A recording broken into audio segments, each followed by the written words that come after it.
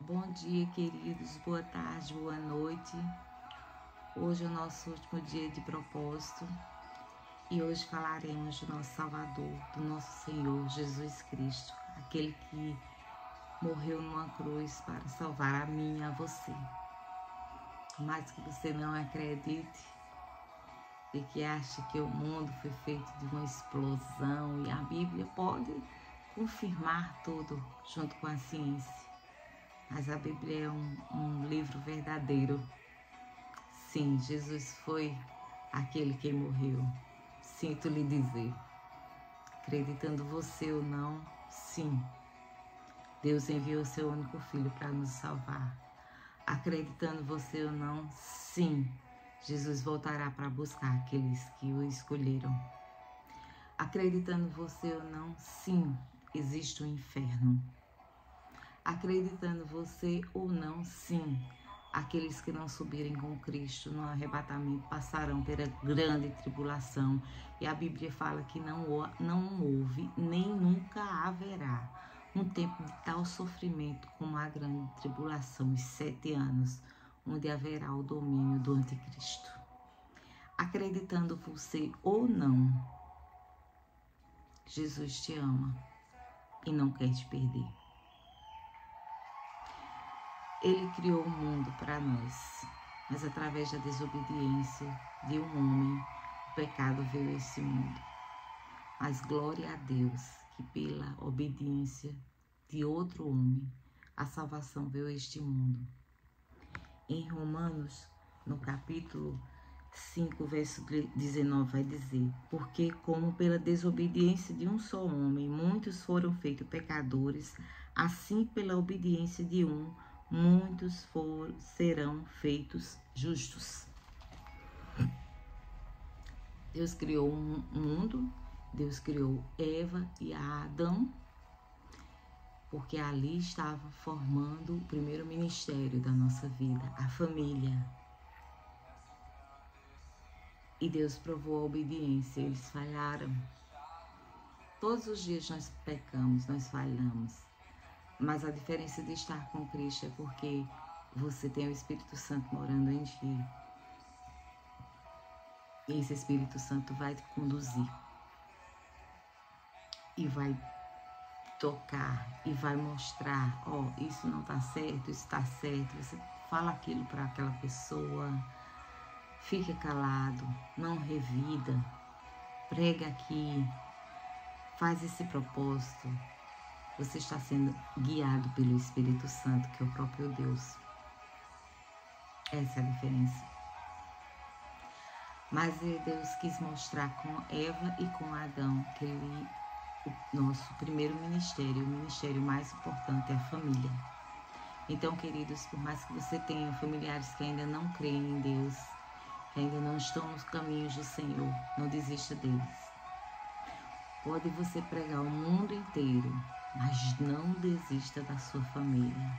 Pode eles não querer te ouvir, mas ore.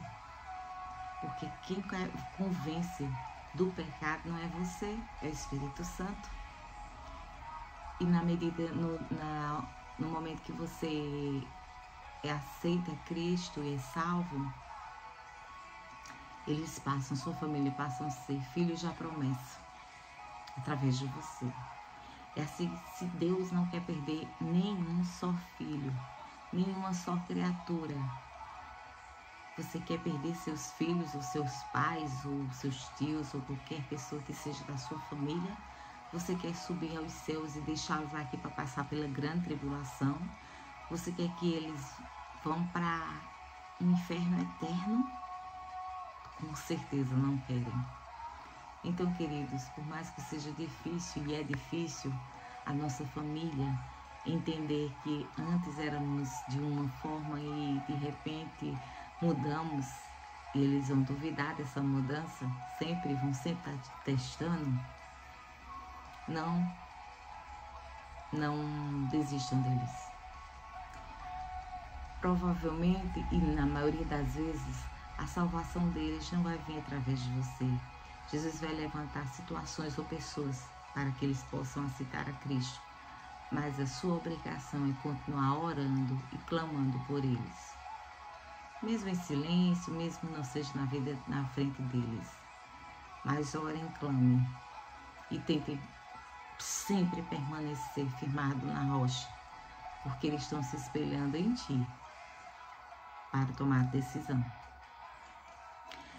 Hoje falaremos de uma parte de Jesus, Jesus no Getsemane.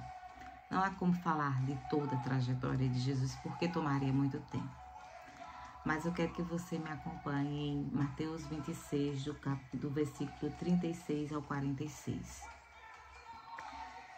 No versículo 36 vai dizer: Então chegou Jesus com eles a um lugar chamado Getsemane e disse a seus discípulos: Assentai-vos aqui, enquanto vou além orar.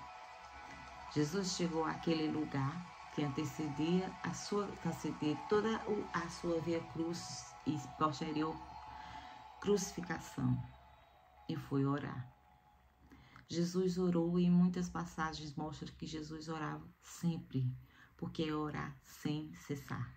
Porque Jesus precisava ensinar aquelas pessoas que os acompanhavam, aqueles discípulos, a orar. E até tem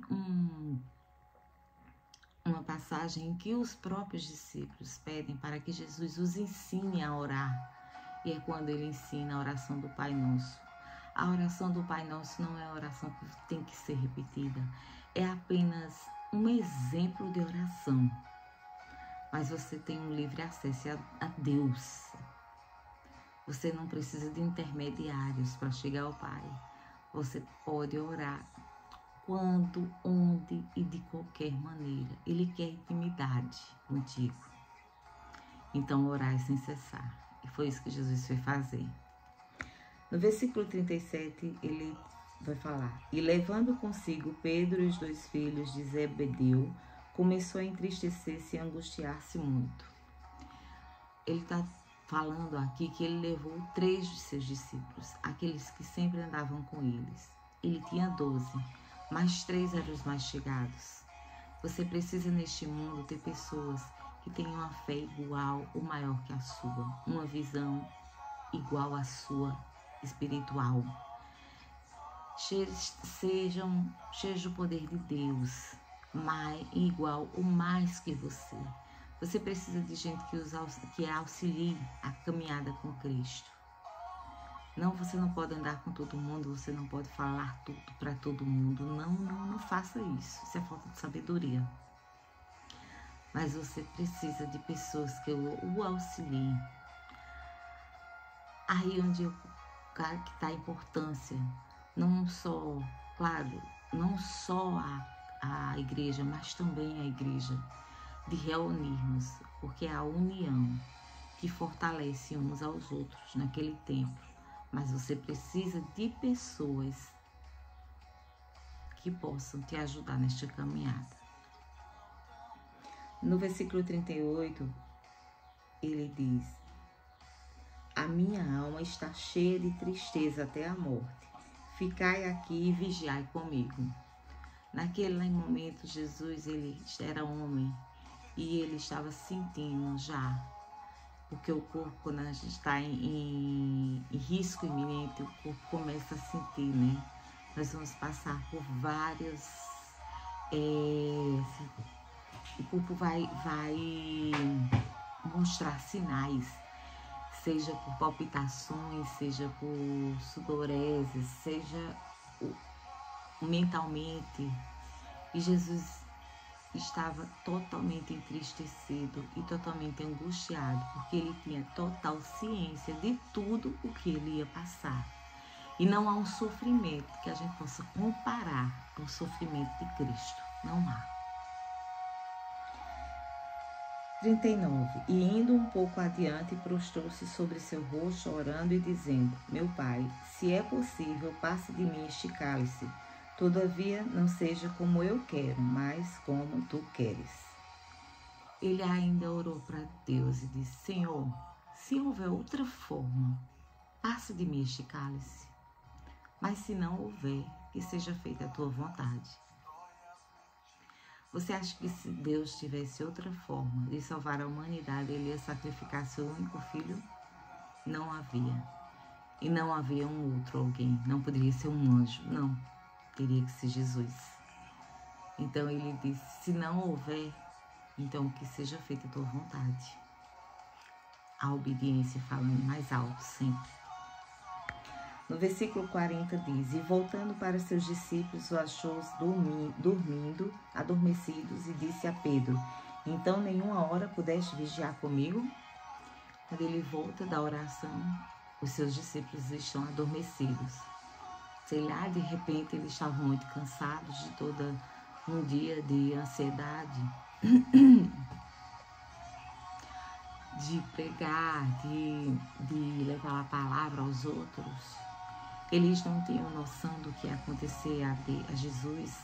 Talvez naquele momento, Pedro, Tiago e João tivessem ainda uma esperança de que, claro, Deus vai mandar alguma forma para salvar Jesus. Ele não vai deixar que isso aconteça com o Mestre. E eles adormeceram. Mas Jesus diz, nem por uma hora podes vigiar.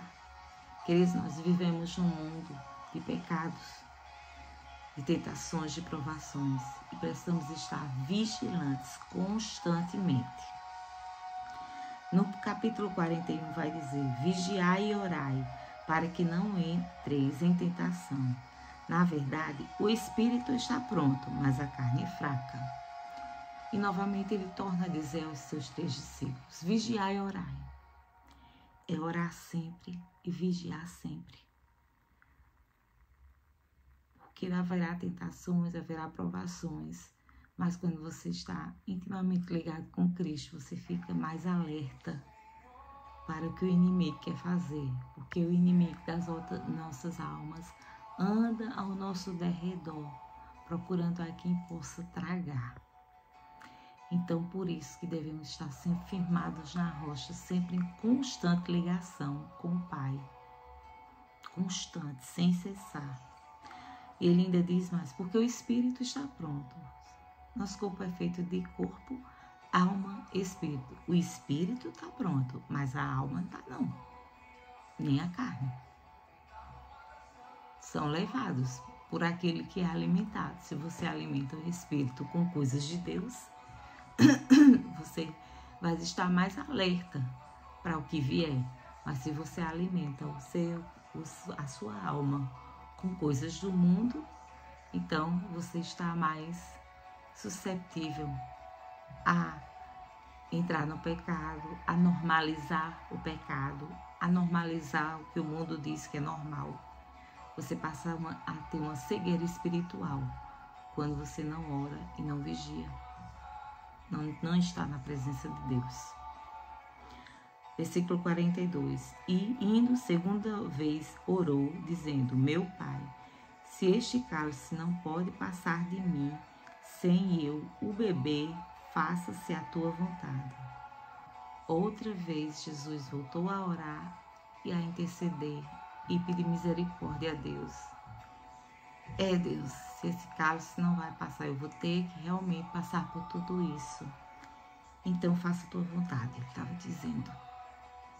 No verso 43, e voltando achou-se outra vez adormecidos, porque seus olhos estavam carregados. Quando ele retornou da segunda oração, novamente os discípulos estavam dormindo. Muitas vezes, quando não estamos vigilantes e não estamos ligados no mundo espiritual, é isso que acontece. Sabe quando você quer orar e vem um sono profundo? Quando você quer ler a Bíblia e vem um sono? Quando você quer assistir a palavra e acontece um monte de distrações? Isso é o inimigo querendo agir na tua vida. Porque ele vai fazer de tudo para não haver essa ligação com os céus. 43. E voltando, 44. E deixando-os de novo, foi orar pela terceira vez, dizendo as mesmas palavras. Olha quanta angústia havia em Cristo naquele momento. Novamente, ele ajoelhou-se, cabeça no pó, orou novamente, porque ele sabia que estava muito próximo de todo o seu sofrimento começar. 45. Então chegou junto dos seus discípulos e disse: dormi agora e repousai, eis que é chegada a hora, e o Filho do Homem será entregue nas mãos dos pecadores. Ele disse: queridos, preparem-se, porque é chegada a hora. O Filho do Homem vai ser entregue nas mãos dos pecadores, vai ser entregue nas mãos daqueles que vão levá-lo como um ladrão, como um malfeitor. Está chegando a hora de sofrer por vocês e morrer por vocês. E o 46 diz: levantai-vos, partamos, eis que é chegado o que me trai. Então, nesta hora ele disse: agora vamos, porque Judas está vindo aí, ele já me vendeu por 30 moedas de ouro aos fariseus, e os sacerdotes já mandaram os seus soldados, estão vindo aí me buscar. Então levantai-vos e estejam preparados. Vocês sabem, já ouviram falar que Jesus, neste momento no Getsemane, ele suou sangue. E isso é um fenômeno verdadeiro. Chama-se hematidose. Esse fenômeno é uma reação produzida diante de condições de estresse muito grande, um sofrimento eminente, associado a desordens sanguíneas, devido à congestão vascular capilar e hemorragias nas glândulas sudoríparas. A pele se torna frágil e tenra. É uma desordem sanguínea que acontece devido a um sofrimento. Vocês têm noção do tamanho do sofrimento que Jesus estava sentindo para chegar até a hematidose e a suar sangue? Eu acho que provavelmente vocês nunca viram ninguém citar isso, porque é uma condição tão rara. Mas Jesus passou por isso. Tem um livro que eu já citei em algumas outras ministrações minhas, que não vou lembrar bem o título, mas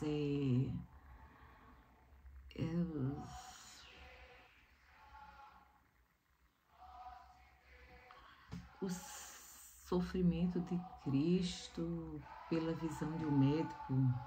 Deixa eu ver se eu... Só um instante, o livro.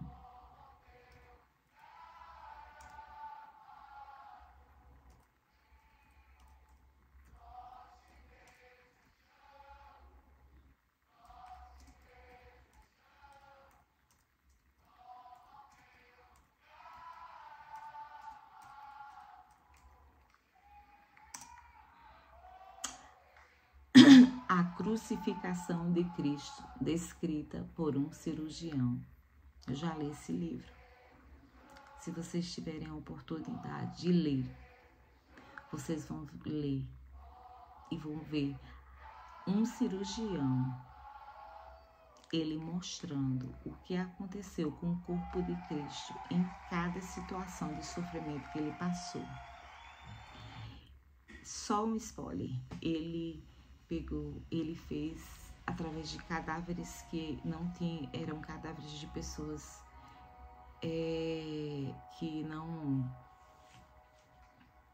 não tinham ninguém foi buscar, enfim, estavam ali para aula de anatomia e tudo. Então ele começou a fazer toda a descrição do que Cristo sofreu, mostrando tudo o que aconteceu com o corpo de Cristo, desde o Getsemane, desde essa hematidose, até a cruz e até tirá-lo da cruz. fisiologicamente falando. Ei, queridos, vocês precisam ler esse livro, que é tremendo. E vocês vão ter noção, porque ninguém vai saber realmente o que foi o sofrimento, mas a noção da grandiosidade de tudo que ele passou. Então, deixa eu te dizer, você é extremamente importante para o Senhor. Por isso que Ele não quer desistir de ti. Porque foi uma morte dolorosa, uma morte de sangue, por tua vida e por minha vida. Quero concluir lendo em Efésios do capítulo 2, do versículo 1 ao 9, que fala: E vos vivificou, estando vós mortos em ofensas e pecados, em que noutro tempo andastes, segundo o curso deste mundo, segundo o príncipe das tempestades do ar do Espírito, que agora opera nos filhos da desobediência, entre os quais todos nós também antes andávamos nos desejos da nossa carne, fazendo a vontade da carne dos pensamentos, e éramos por natureza filhos da ira, como os outros também. Mas Deus, que é riquíssimo em misericórdia, pelo seu muito amor com que nos amou, estando nós ainda mortos em nossas ofensas, nos vivificou juntamente com Cristo, pela graça sois salvos, e nos ressuscitou juntamente com Ele, e nos fez assentar nos lugares celestiais em Cristo Jesus, para mostrar nos séculos vindouros as abundantes riquezas da sua graça, pela sua benignidade para conosco em Cristo Jesus. Porque pela graça sois salvos, por meio da fé. E isso não vem de vós, é dom de Deus. Não vem de obras, para que ninguém se glorie. Amém? Queridos, eu quero concluir esse propósito com vocês. Este Jesus que morreu por ti e por mim, esse Jesus que, enquanto esteve na terra, realizou muitos milagres e pregou sua palavra e deixou a sua mensagem de amor e de justiça. Esse Jesus que junto com Deus e Espírito Santo, são três e formam um único Deus, ele continua sendo grandioso, ele continua sendo amoroso, ele continua sendo misericordioso, e ele é o único que pode mudar o nosso Brasil. Pode mudar o nosso Brasil das ideologias que o mundo coloca como verdades, pode mudar o nosso Brasil de toda a corrupção política, pode mudar o nosso Brasil de todos os pecados que vão se tornando normais à medida que a pessoa vai se afastando de Deus. Pode mudar o nosso Brasil de tudo que não agrada ao Senhor e pode salvar o povo e fazer deste Brasil um país abençoado. Pode trazer o avivamento para esta nação e fazer um mover grandioso nesta terra. E eu creio. Nenhum outro homem, nem político, nem espiritual, ninguém pode fazer o que Cristo pode fazer por nós. Então orem e creiam, porque vai ser através dele que a transformação virá para o nosso Brasil. Vamos orar? Pai, te agradecemos, Senhor, por concluirmos este propósito. E não haveria outra forma de concluir senão falando de Ti, Pai. Do Teu sacrifício de cruz, do Teu sacrifício de sangue para nos livrar de todo o pecado e nos justificar. E para sermos salvos através da graça, não por merecimento, Pai, mas por Teu amor. Não por obras, para a honra não vir para nós, mas pelo Teu amor. Pai, eu quero Te pedir, Pai, que pessoas sejam tocadas, que sintam, Senhor, que sem ti não há salvação. Fora de Cristo não há salvação. Toque em cada coração que está me escutando e que eles possam confiar, ter fé e clamar, porque é de ti que virá a justiça para nosso país e a renovação de almas. Te agradeço, Pai, porque tenho plena convicção que Tu és aquele que podes fazer tudo e que não há outro que possa fazer o que Tu fazes. Te agradeço em nome de Jesus. Amém. Obrigada por terem me acompanhado neste propósito. Continuem firmes, orando, clamando ao Senhor, que dele vem a vida, o arrependimento e a formação de uma nova criatura. Velho homem fica para trás e tudo se faz novo quando estamos com Cristo. Amém. Deus abençoe vocês.